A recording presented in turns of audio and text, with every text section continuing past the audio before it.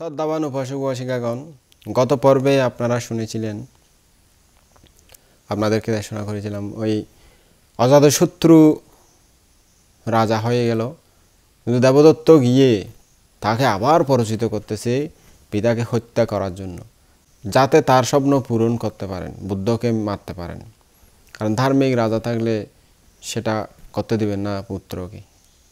সেই হিসাবে তাকে আবার কুপরামর্শ দিতে গেল যাতে বাবাকে মেরে ফেলা হয়।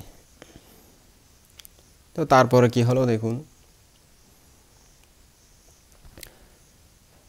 রাতের শেষ জাম, তখন পুরবাসী সবাই নিদ্রামগ্ন, ধরণী নীরব নিস্তব্ধ। মহারানী বৈদেহী স্বপ্ন দেখতেছেন। দিবা দ্বিপ্রহর অতীত প্রায়, তিনি মহারাজের সাথে কোনো এক অত্যুচ্চ পর্বত চূড়ায় আরোহণ করতেছেন। অমনি সহসা চারিদিক মেঘাবৃত হয়ে প্রবল ঝড় বৃষ্টি শুরু হলো। বিদ্যুৎ চমকাচ্ছে, মুহুর্মুহু বজ্রপাত করে, কানের পর্দা যেন ফেটে যাচ্ছে। প্রাণ কেমন আতঙ্কিত হলো। পথ তখনও অনেক বাকি। রাজা দ্বিগুণ উৎসাহে রানীকে অভয় দিচ্ছেন এবং তার পেছনে উঁচু হতে উচ্চ স্তরে আরোহণ করার জন্য রানীকে ডাকতেছেন, এসো রানী। রানীর পা আর চলে না, তিনি ক্লান্ত হয়ে পড়লেন। তবু হাঁপাতে হাঁপাতে রাজার পেছন পেছন উঠতে লাগলেন পর্বতে। রানী হঠাৎ উপর দিকে দেখলেন রাজা নাই, চারিদিকে দেখলেন কোথাও নাই। মহারাজ মহারাজ বলে বারবার কত ডাকতে লাগলেন। রাজার কোনো সাড়া শব্দ পাওয়া গেল না। এই ভীষণ দুর্যোগের সময় রানী অরণ্যময় পর্বতের উপর একাকিনী। তখন ভয়ে রানীর হৃদয় কেঁপে উঠল। তিনি বসে পড়লেন। অসহায়া রানীর দুগণ্ড বেয়ে অশ্রু জ্বলতে লাগলো। রানী উপর দিকে দেখলেন, পর্বত শিখর এখনো অনেক উঁচু। নিচের দিকে দেখলেন, নিচে পাদদেশে এত দূর নিচে যে রানী ভয়ে চোখ মেলে সামনে যা দেখলেন তাতে হতজ্ঞান হয়ে পড়লেন। ভয়ে তার সর্বশরীর কাঁপতে লাগলো। দেখলেন এক কালো রঙের ভীষণ আকার বন্য মানুষ, দীর্ঘ ও বলিষ্ঠ শরীর তার। চক্ষু দুটি হতে যেন অগ্নি স্ফুলিঙ্গ নির্গত হচ্ছে, লাল টুকটুকে। রুক্ষ কেশ, মধ্যে মধ্যে জটা হয়ে গিয়েছে। গলায় মানুষের মাথার খুলির মালা, হাতে ত্রিশূল, পরিধানে বাঘের চামড়া পড়েছে। এই ভীষণকায় মানবটি তীক্ষ্ণ দৃষ্টিতে রানীকে চেয়ে রয়েছে। রানী ভয়ে চোখ বন্ধ করলেন। তখন সে বন্য মানুষটি বজ্র নির্ঘোষ বিকট শব্দে বলে উঠল, বেটি, মৃত্যুর জন্য প্রস্তুত হ। রানী চোখ খুলে ভয়ে ভয়ে কাতর দৃষ্টিতে তার প্রতি একবার চাইলেন। তারপর অনুনয় কম্পিত কণ্ঠে বললেন, কেন? আমি তো কারো কোনো দোষ করি নাই। আবার সে বিকট শব্দে দম্নিত হলো, আমরা দোষাদোষের বিচার করি না, যাকে সামনে পাই তাকে হত্যা করি। কথাটা শেষ হওয়ার সঙ্গে সঙ্গেই রানীর বুকে সেই ত্রিশূল সজোরে বিদ্ধ করে দিল। রানী মা মা বলে পড়ে গেল। যন্ত্রণায় অস্থির হয়ে মহারাজকে ডাকতে লাগলেন, মহারাজ মহারাজ, আপনি কোথায়? প্রাণনাথ, আমাকে বাঁচান, আমাকে বাঁচান। উফ, অসহ্য যন্ত্রণা, আর সহ্য হচ্ছে না, আমি মারা যাচ্ছি। রানীর কাতর চিৎকারে রাজার ঘুম ভেঙে গেল। রাজা বুঝতে পারলেন রানী স্বপ্নে ভয় পাচ্ছেন। তখন রাজা রানীর গায়ে হাত রেখে অনুভব করলেন রানীর সর্বশরীর থরথর করে কাঁপতেছে। তখন রানী সস্নেহে ডেকে বললেন, প্রিয়ে, এই যে আমি। ভয় নাই, ভয় নাই, তোমার পাশেই আছি আমি। কোথায় প্রাণনাথ, আপনি কোথায়? আমায় রক্ষা করুন, আমায় বাঁচান, প্লিজ আমায় বাঁচান। প্রিয়ে, প্রিয়ে, এই যে আমি, ভয় পেও না, এই যে তোমার পাশেই আছি। রানীর ঘুম ভেঙে গেল। আগে থেকে ভয়ের একটু লাঘব হলেও কিন্তু এখনো শরীর কাঁপতেছে। রানী মহারাজকে জড়িয়ে ধরে বললেন, প্রাণনাথ, আমি বড় ভয় পেয়েছি। কি অদ্ভুত স্বপ্ন। রাজা সস্নেহে ভয়ের কারণ জিজ্ঞেস করলে রানী স্বপ্ন বৃত্তান্ত বর্ণনা করলেন সবিস্তারে। এরপর রাজাকে জিজ্ঞেস করলেন, মহারাজ, আমি এমন স্বপ্ন দেখলাম কেন? আমার বড় ভয় হচ্ছে, মনে হয় কোনো বিপদ সামনে আসতেছে আমাদের জীবনে। রাজা বললেন, কোনো ভয় নাই। বায়ু কুপিত হলে নানারূপ স্বপ্ন দেখা যায়, পিত্ত কুপিত হলে স্বপ্ন দেখা যায়, শ্লেষ্মা কুপিত হলে স্বপ্ন দেখা যায়, বিভিন্ন কারণে স্বপ্ন দেখা যায়, সেই জন্য তুমি ভয় পাইও না। তখন একটি পেঁচা বিকট শব্দ করতে করতে প্রাসাদের চূড়া থেকে হঠাৎ উড়ে গেল নিভৃত অরণ্যের প্রান্তর দিকে।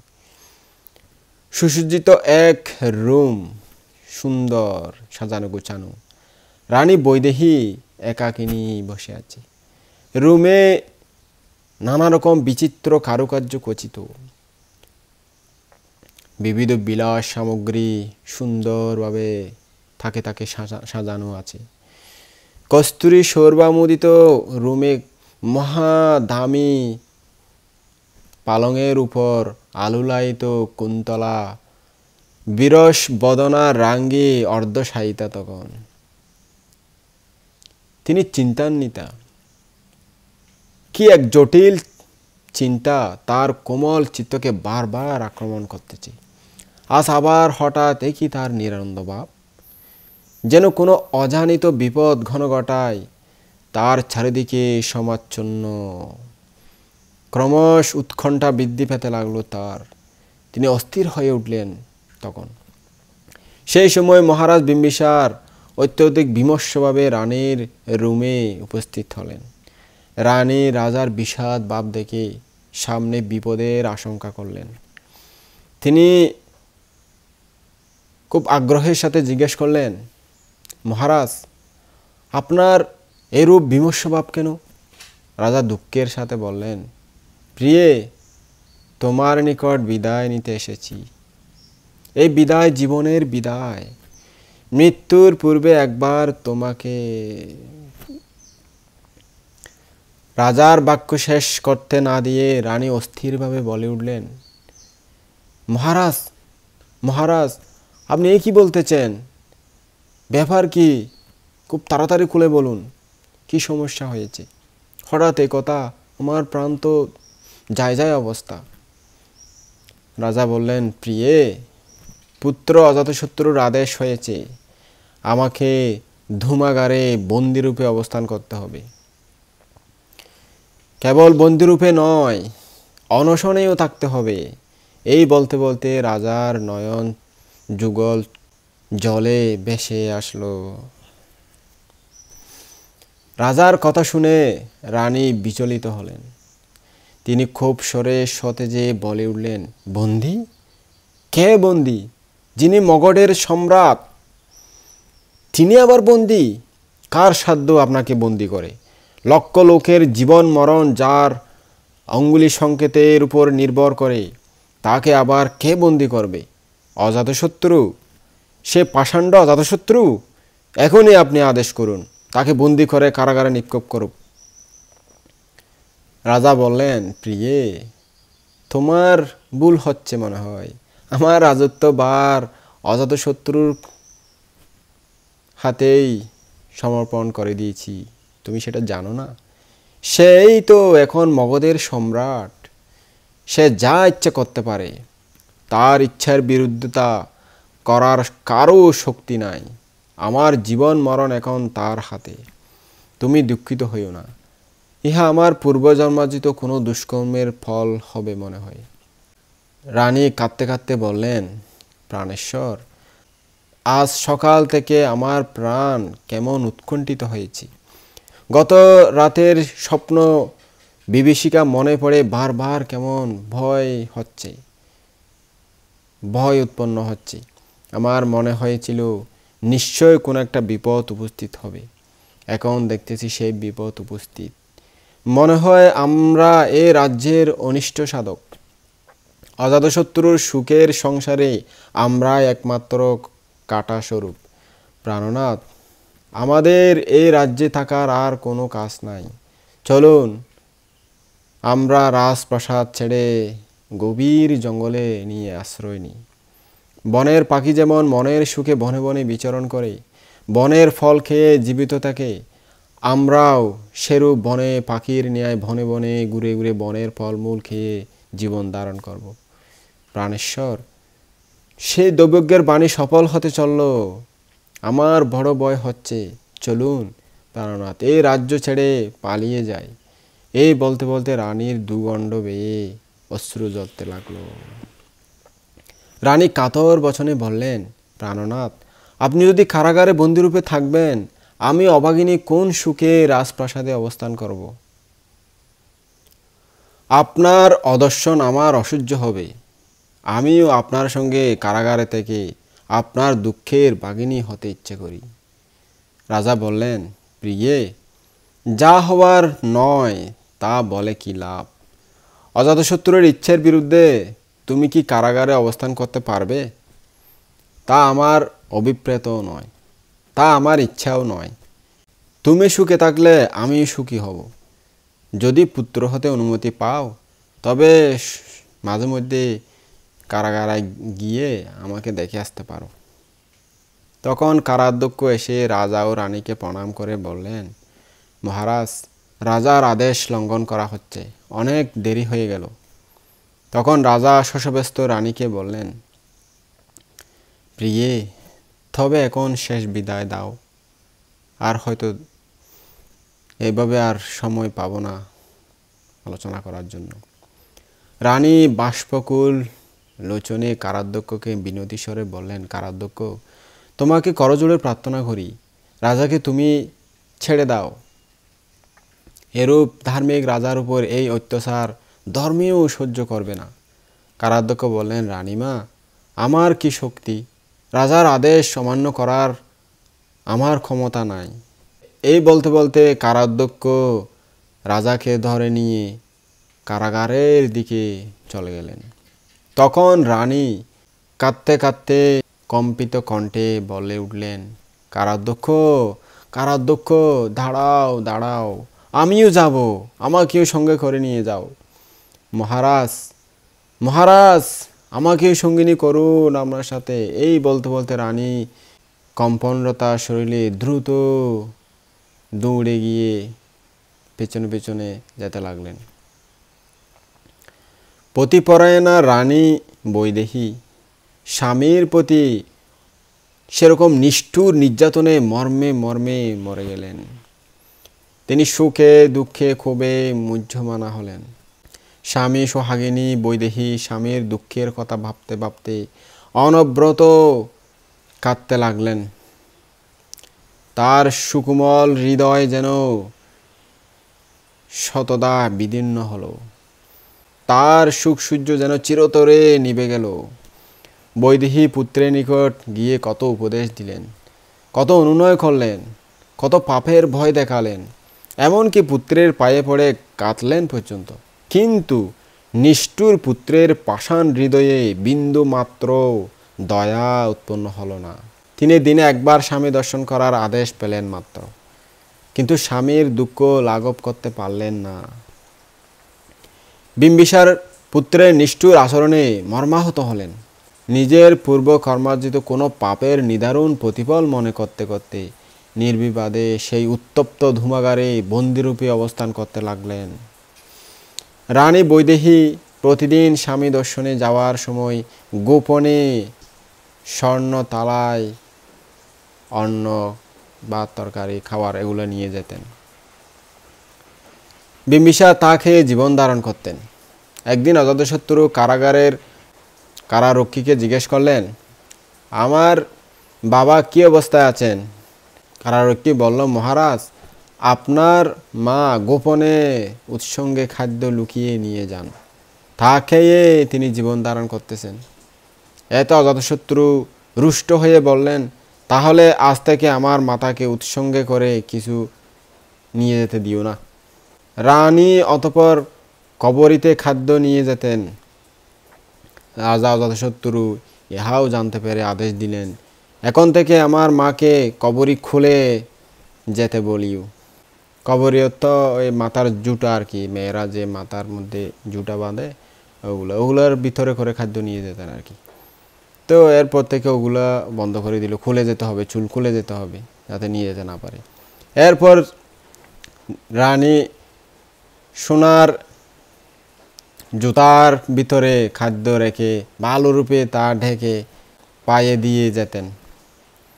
অজাতশত্রু এই বিষয়েও জানতে পেরে নিষেধ করে দিলেন যে এখন থেকে আমার মাকে জুতা পায়ে যেতে দিও না, খালি পায়ে যেতে হবে। এরপর দেবী সুগন্ধি পানিতে স্নান করে ঘি, নবনীত মধু, নানা রকম ওজশক্তি সম্পন্ন উন্নত মানের খাদ্য সামগ্রী শরীরে মেখে নিয়ে যেতেন। রাজা তার শরীর লেহন করে জীবন ধারণ করতে লাগলেন, অর্থাৎ শরীরে জিহ্বা দিয়ে লেহন করে ওই পুষ্টিকর খাদ্যগুলোকে কোনোরকম জীবন ধারণ করতে লাগলেন। অজাতশত্রু কারারক্ষকের নিকট এই ব্যাপার শুনে প্রবেশ নিষেধ করে দিলেন, অর্থাৎ আজ থেকে প্রবেশ করতে পারবে না, দেখা করতে পারবে না। পরদিন রানী যখন কারাগৃহের দরজার সামনে উপস্থিত হলেন, তখন দারোয়ান সসম্মানে প্রণাম করে বিনীত বাক্যে বললেন, রানীমা, কারাগারে আপনার প্রবেশ আপনার পুত্রের ইচ্ছা নয়। আজ থেকে আপনার পুত্রের আদেশে আপনার কারাগারে প্রবেশ নিষিদ্ধ হয়েছে। তাই মা, দুঃখের সাথে বলতেছি, রানীমা আমাকে ক্ষমা করুন, আপনি অনুগ্রহ করে কারাগারে প্রবেশ করতে পারবেন না। দারোয়ানের কথা শুনে রানী কিং কর্তব্য বিমূঢ় হয়ে দাঁড়িয়ে রইলেন। তার দুঃখের পরিসীমা রইল না, তিনি মর্মাহত হলেন।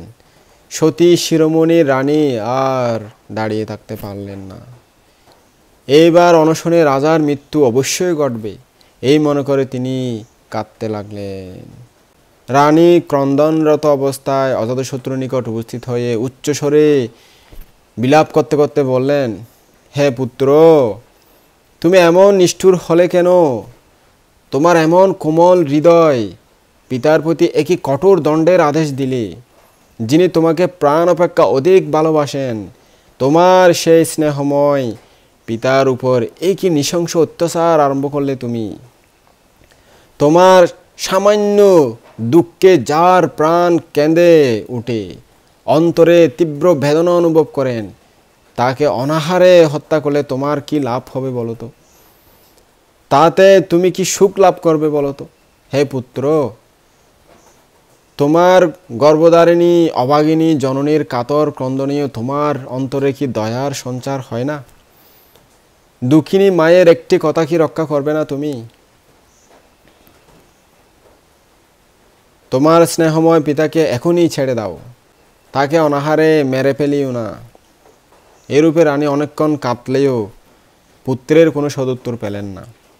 রানী হতাশ অন্তরে পুনরায় কারাগারের সামনে উপস্থিত হয়ে বিম্বিসারকে সম্বোধন করে বললেন, স্বামী প্রাণনাথ, আপনি নিজেই দুধ দিয়ে সাপ পোষণ করেছিলেন, এখন সে বিষধরের দংশনে জর্জরিত হচ্ছেন। আপন শত্রু আপনি পোষণ করে এই নিদারুণ প্রতিফল ভোগ করতেছেন। আমার কোনো দোষ নেই, আমি অনেক চেষ্টা করেছিলাম এরকম নিষ্ঠুরকে ধ্বংস করে দেওয়ার জন্য, কিন্তু আপনি করতে দিলেন না, এখন বুঝতেছেন। প্রাণনাথ, আপনার দর্শন লাভ আর অভাগিনীর ভাগ্যে ঘটবে না। আপনার দেখা আমি আর পাবো না, আপনার সাথে আলাপ আলোচনাও আর হবে না। দাসীর কোনো অপরাধ থাকলে ক্ষমা করবেন প্লিজ। এই বলে রানী বৈদেহী কাঁদতে কাঁদতে সেই স্থান থেকে চলে গেলেন। বিম্বিসার নির্জন কারাবাসে অনশনে দিনাতিপাত করতে লাগলেন। তিনি শ্রোতাপন্ন। নির্বাণ লাভের 8টি স্তরের প্রথম স্তর প্রাপ্ত হয়েছেন। শ্রোতাপন্নরা নরক, তির্যক, প্রেত, অসুর এই 4 অপায় বিমুক্ত। মৃত্যুর পর তারা দেবলোকে অথবা মানবলোকে উৎপন্ন হয়ে থাকেন এবং 7 জন্মের পর পরিনির্বাণ লাভ করেন। বিম্বিসার লোকোত্তর প্রীতিসুখে সুখী। তিনি প্রফুল্ল মনে চঙ্কমন করতে করতে দিন কাল অতিবাহিত করতে লাগলেন। অনশনে থাকলেও সেজন্য তার ক্লান্তি অনুভব হল না, বরং তার দেহকান্তি দিন দিন উজ্জ্বলতর রূপে পরিস্ফুট হলো। সংসারের কোনো দুঃখই যেন তাকে স্পর্শ করতে পারে না। একদিন অজাতশত্রু কারাগার রক্ষককে জিজ্ঞেস করলেন, আমার বাবা এখন কোন অবস্থায় আছে? কারারক্ষী বললেন, মহারাজ, আপনার বাবা দিন রাত চঙ্কমন করে অতিবাহিত করতেছেন। তাকে আগের থেকেও বেশি প্রফুল্ল দেখা যাচ্ছে, হাসি খুশি দেখা যাচ্ছে। তার চেহারা একদম ফুটফুটে হয়ে গেছে। তার শরীর আরও উজ্জ্বলতর রূপে ফুটে উঠেছে। যতদূর বোঝা যায় তিনি বর্তমানে এক প্রকার সুখে আছেন। দারোয়ানের কথা শুনে অজাতশত্রু বিস্মিত হলেন। তিনি চিন্তা করলেন, কি আশ্চর্য, অনাহারে রেখেও মারতে পারলাম না, তবে আর কোন উপায় অবলম্বন করব?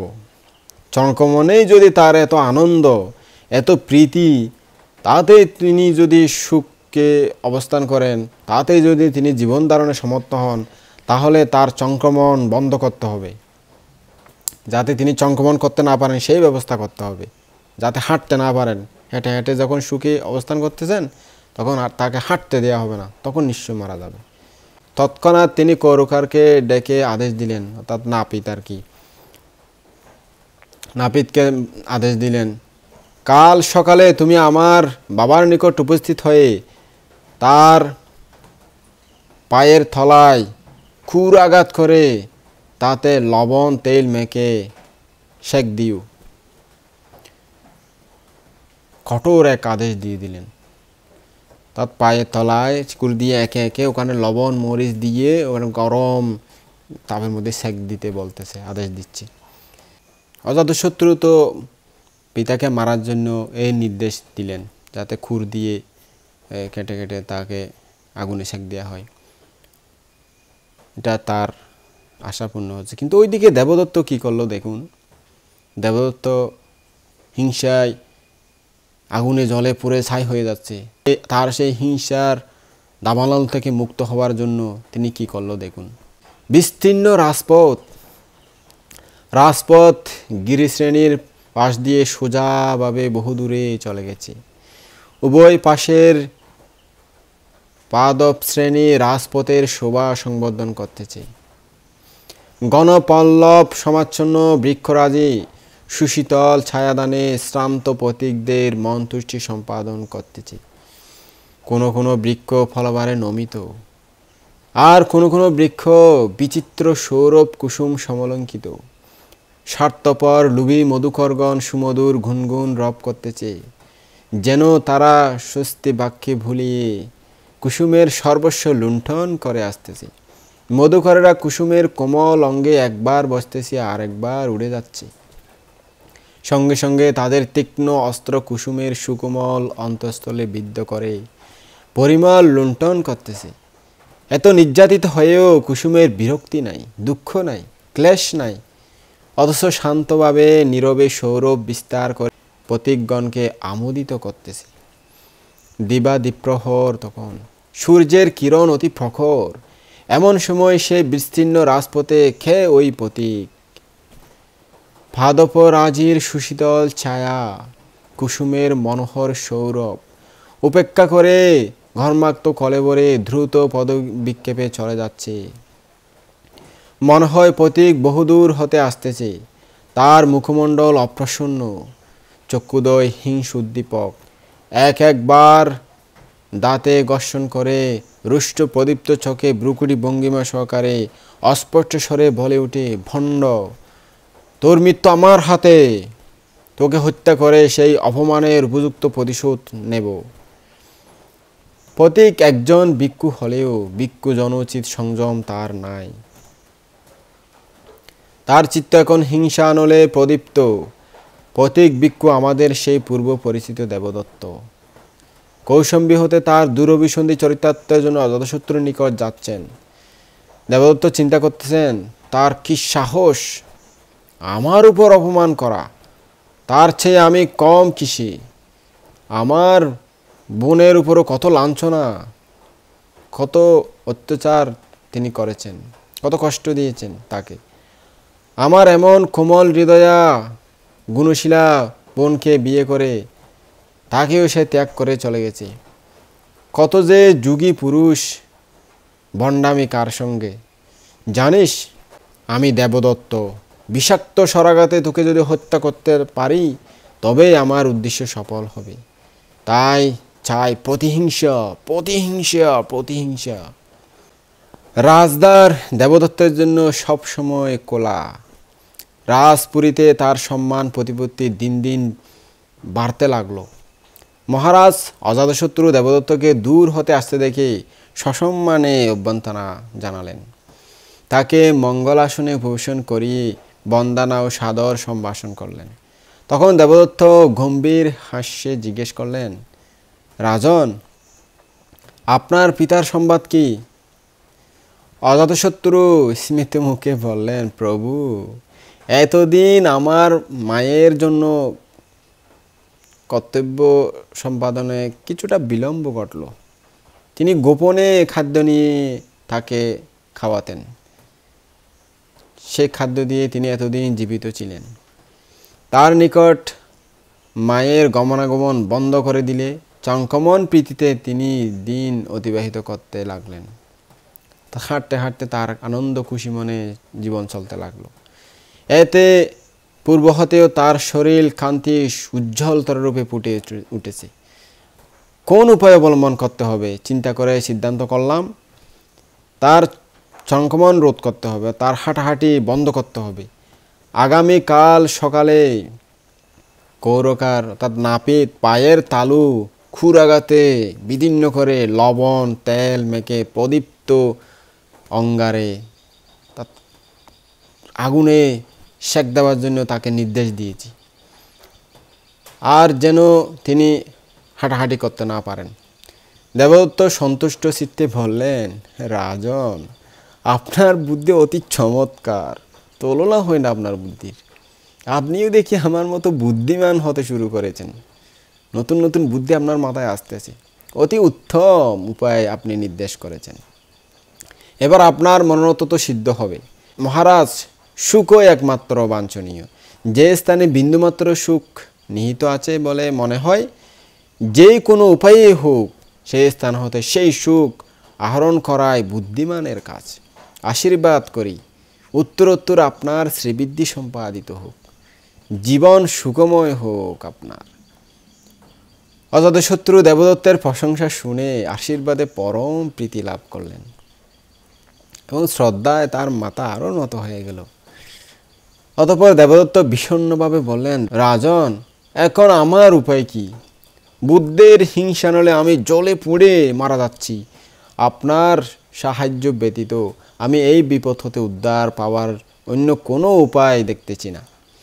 অজাতশত্রু আগ্রহের সাথে বললেন, আপনার অভিলাষ কি ব্যক্ত করুন তাহলে, আমি যে কোনো প্রকারে পারি তা সম্পাদন করতে প্রস্তুত আছি। দেবদত্ত বললেন, বুদ্ধকে হত্যা করতে হবে। আপনি অনুগ্রহ করে আমাকে ৩১ জন সুদক্ষ তীরন্দাজ প্রদান করুন। তীরধনুবিদ্যার দক্ষ যোদ্ধা আর কি। অজাতশত্রু ঠিক আছে বলে ৩১ জন তীরন্দাজ প্রদান করলেন দেবদত্তের কাছে। অতঃপর দেবদত্ত এমন কৌশল জাল বিস্তার করলেন যে বুদ্ধের হত্যাকারীর নাম যেন কেউ জানতে না পারে এবং তার অপকর্ম যেন প্রকাশ না পায়। কারণ বুদ্ধ একজন সেই সময়ের খ্যাতিমান ব্যক্তি ছিলেন। তো খ্যাতিমান ব্যক্তিকে মারলে মানুষের রোষানলে পড়তে হবে, সেই কারণে এই বুদ্ধি বের করলো আর কি, এই কৌশল বের করেছে। সেই উপায়ের জন্য দেবদত্ত একজনকে আদেশ দিলেন, তুমি গিয়ে বুদ্ধকে হত্যা করবে এবং অমুক রাস্তা দিয়ে চলে আসবে। সেই রাস্তায় দুইজন তীরন্দাজকে রেখে দিলেন। তাদেরকে বলা হলো, এই রাস্তায় যে তীরন্দাজ আসবে তাকে হত্যা করে অমুক রাস্তা দিয়ে চলে আসবে। সেই রাস্তায় 4 জন তীরন্দাজকে রেখে দিয়ে বললেন, এই রাস্তায় 2 জন তীরন্দাজ আগমন করবে, তাদেরকে তোমরা হত্যা করে অমুক রাস্তা দিয়ে চলে আসবে। সেই রাস্তায় আবার 8 জন তীরন্দাজ রেখে দিয়ে বললেন, এই রাস্তায় 4 জন তীরন্দাজ আসতে দেখবে, তাদেরকে হত্যা করে তোমরা ওই রাস্তা দিয়ে চলে আসবে। সেই রাস্তায় 16 জন তীরন্দাজ রেখে দিয়ে বললেন, শোনো, এই রাস্তায় 8 জন তীরন্দাজ আসতে দেখবে তোমরা, তাদেরকে হত্যা করে তোমরা ওই রাস্তা দিয়ে চলে আসিও। বুঝেছ? শোনো করে বুঝে নাও, ভালো করে বুঝে নাও। তখন ভগবান রাজগৃহের গৃধকূট পর্বতে অবস্থান করতেছিলেন। দেবদত্ত নিযুক্ত তীরন্দাজ ভগবানের কিছু দূরে উপস্থিত হয়ে দেখলেন, কি সুন্দর উজ্জ্বল জ্যোতির্ময় শান্ত মূর্তি, সুপ্রসন্ন মুখমণ্ডল, ধ্যান নিমিলিত নেত্রে ভগবান বসে আছেন। করুণাময় ভগবান মৈত্রী জাল বিস্তার করে তীরন্দাজদের চিত্ত আকর্ষণ করলেন। বুদ্ধের মৈত্রী শক্তি পাওয়ার অনেক বেশি। তীরন্দাজ ভগবানকে দর্শন করা মাত্রই তার চিত্তে মৈত্রী ভাব উৎপন্ন হলো। ভগবানের প্রতি শ্রদ্ধায় তার অন্তর পূর্ণ হলো। তীর ধনু দূরে ফেলে দিয়ে সে ভগবানের পায়ে পড়ে ক্ষমা প্রার্থনা করলো, ভগবান আমাকে ক্ষমা করুন, আমাকে ক্ষমা করুন, আমাকে ক্ষমা করুন, আমি অপরাধী। তাকে ধর্মোপদেশ দিয়ে বললেন, তুমি যে রাস্তা দিয়ে তোমাকে যেতে বলা হয়েছে দেবদত্ত, ওই রাস্তা দিয়ে যাইও না, তুমি অন্য রাস্তা দিয়ে চলে যাও, ওই রাস্তা দিয়ে চলে যাও। তার আসার দেরি হচ্ছে দেখে অন্য 2 জন তীরন্দাজ ব্যাপার কি জানার জন্য সামনে এগিয়ে যেতে লাগলেন। তারা ক্রমান্বয়ে গিয়ে ভগবানের নিকট উপস্থিত হলো। ভগবানের ধর্মদেশনা শ্রবণ করে তারাও শ্রোতাপত্তি মার্গফল লাভ করে বুদ্ধের নির্দেশিত পথে চলে গেলেন। তো এইভাবে আরও যারা 4 জন, তারাও দেরি হচ্ছে থেকে বুদ্ধের কাছে এসে ধর্মদেশনা শুনে মার্গফল লাভ করে বুদ্ধের নির্দেশিত পথে চলে গেলেন। আবার 8 জন যারা, তারাও দেরি হচ্ছে দেখে তারাও এসে বুদ্ধের সামনে এসে বুদ্ধের ধর্মদেশনা শুনে মার্গফল লাভ করে বুদ্ধের নির্দেশিত পথে চলে গেলেন। আবার 16 জন যারা, তারাও এসে বুদ্ধের কাছে সাক্ষাৎ পেয়ে ধর্মদেশনা শুনে মার্গফল লাভ করে তারাও বুদ্ধের নির্দেশিত পথে চলে গেলেন রাজপ্রাসাদে। যাদেরকে নির্দেশ দেওয়া হয়েছিল দেবদত্ত, তাদেরকে জিজ্ঞেস করলো, এই তোমরা আমার নির্দেশিত কথা পালন করোনি? বলছেন না, আমরা পালন করতে পারিনি। যে প্রথম, ওনাকে বলা হলো, না আমি পারিনি, উনি মহানুভব, উনি মহাশক্তি মহাজ্ঞানী, ওনাকে আমার মারা সাধ্য নাই। তোমাদের তারা কোনো কাজ সম্ভব হবে না। এই কথা শুনে দেবদত্তের দুঃখের সীমা থাকলো না। দেবদত্ত চিন্তা করলেন, আমাকে নিজেই এই হত্যা কাজে ব্রতী হতে হবে, আমি নিজেই এই হত্যাকাণ্ড করব। এই মনে করে দেবদত্ত গৃধকূট পর্বতে আরোহণ করলেন। পর্বত উপরই আরোহণ করে দেবদত্ত দেখতে পেলেন ভগবান 2 পর্বতের মাঝখানে নিম্নতল প্রদেশে সমতল সংকীর্ণ পথে চঙ্কমন করতেছেন। তখন দেবদত্ত চিন্তা করলেন, সেই সময় ইহাই উপযুক্ত সময়। এখন যদি একটা বিশাল পাথর কোনোরকম ফেলে দিতে পারি পাহাড় থেকে, তাহলে সে পাথরের আঘাতে বুদ্ধ অবশ্যই মারা যাবে। এই মনে করে এক বিশাল পাথর বুদ্ধকে লক্ষ্য করে ছুঁড়ে দিলেন। শিলাখণ্ড ভীষণ গড়গড় গড়গড় শব্দে ভীষণ বেগে নিচের দিকে আসতে লাগলো, পড়তে লাগলো। সম্বুদ্ধের অনন্ত গুণের প্রভাবে এবং দেবগণের দৈব শক্তি বলে এই পর্বতকূট মিলিত হয়ে শিলাখণ্ডকে ধরে ফেলল। তার 2টা পর্বত এভাবে এসে শিলাখণ্ডকে আটকিয়ে দিল। দ্রুত পতনশীল শিলাখণ্ডের গতিরোধ হওয়ায় পরস্পরের আঘাতে অগ্নিস্ফুলিঙ্গ নির্গত হলো। পাথর ঘর্ষণ হলে যেমন আগুনের স্ফুলিঙ্গ ওঠে, ক্ষুদ্র এক শিলাখণ্ড, ছোট একটা পাথরের টুকরা সজোরে গিয়ে ভগবানের পায়ে আঘাত করল। সেই আঘাতে রক্তপাত হলো। তখন ভগবান উপরের দিকে দেখতে পেলেন দেবদত্ত তীক্ষ্ণ দৃষ্টিতে ভগবানের প্রতি চেয়ে আছেন। ভগবান তাকে সম্বোধন করে বললেন, দেবদত্ত, তুমি কি করলে? অনান্তরিক কর্ম উৎপাদন করলে কেন? তুমি মহাপাপ কেন করলে? এই গুরুতর কর্মের ফলে অবিসি নরকে পরেও কল্পান্তর পর্যন্ত তোমাকে নরক যন্ত্রণা ভোগ করতে হবে। বুদ্ধের সে কথার প্রতি দেবদত্ত কানও পাতলেন না। বুদ্ধের যে মৃত্যু হলো না, সেজন্যই দেবদত্ত নিতান্ত দুঃখিত হয়ে হতাশ চিত্তে ফিরে গেলেন। পারলাম না আজকেও। বৈচিত্র্যময় সংসার নিগূঢ় রহস্যজালে আবৃত। সংসারে কেউ সুখী, কেউ দুঃখী, কেউ ভোগী, কেউ বা বিরাগী, কেউ রাজাধিরাজ, কেউ বা দীন ভিখারী।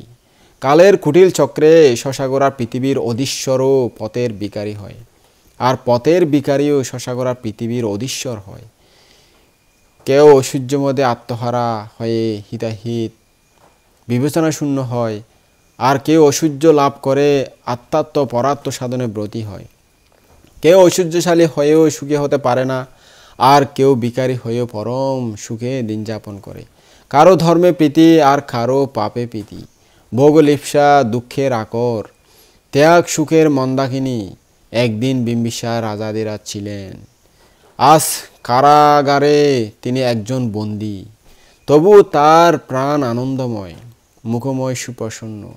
ভোগবিলাস রাজা ঐশ্বর্যে তার বিন্দুমাত্র আকাঙ্ক্ষা নাই। আছে মাত্র অন্তিম জীবন পুণ্যময় করবার বাসনা, কুশল কর্ম সম্পাদন করার প্রবল আকাঙ্ক্ষা। তিনি কারাগারে থেকেও মার্গফল সুখে সুখী। প্রফুল্ল মনে চঙ্কমনে নিরত থেকে দিন কাল অতিবাহিত করতেছেন। তার হিংসা নাই, সর্বপ্রাণীর প্রতি মৈত্রীভাব বিরাজমান। তার একান্ত বিশ্বাস সংসার অনিত্যময় ও দুঃখময়।